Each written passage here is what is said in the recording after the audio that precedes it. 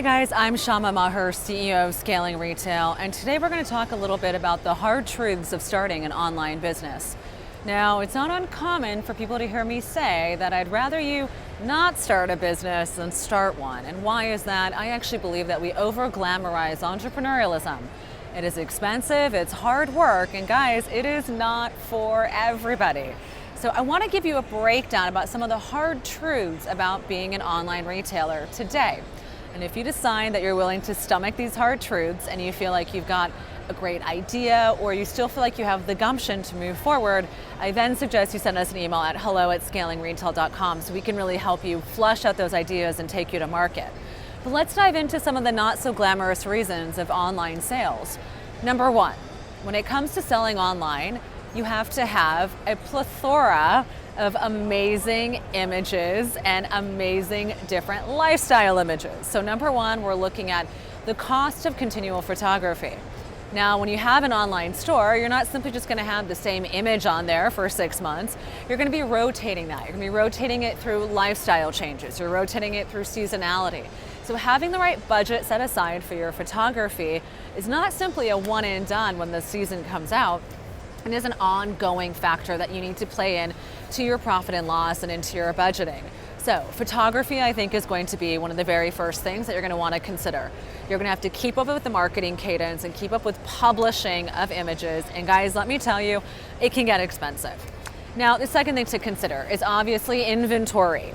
When you have an online store, it's very different than selling wholesale. When you sell wholesale, you're going to cut the order for what it is you end up buying, right? So if a buyer wants 1,000 pieces, you're going to cut 1,000 pieces. Now, the only caveat to that is certainly you need to make sure that your actual manufacturing supply chain is going to be able to cut to those units, right? So it's really about understanding what the limitations are going to be within your supply chain manufacturing process. But with your online store, no matter how many units you end up selling, you're going to have to produce that inventory. That can get a little bit costly and people don't often recognize that. Now, the other component is going to be your digital advertising spend.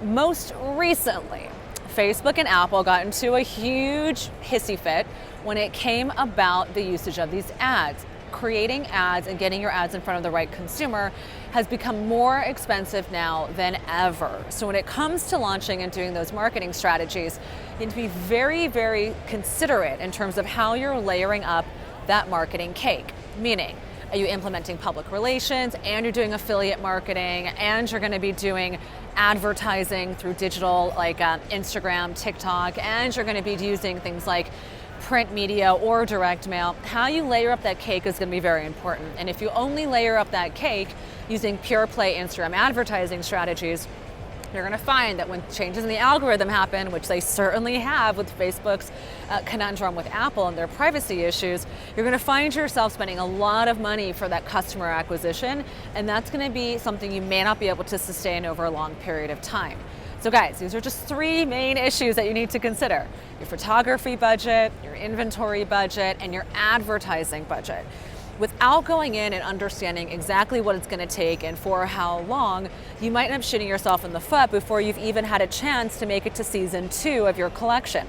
That is why so many people end up hiring consultants. It's why we get very busy here at Scaling Retail, because it's not just a matter of knowing the things to do, it's about knowing how to layer and sequence and do things in a way that's going to be in alignment with your budget, with your brand needs, and with the cyclicality of the market. All right, guys, that's all for me over here at Scaling Retail. Feel free to send us an email at hello@scalingretail.com, and I look forward to working with you soon. Thanks. Bye.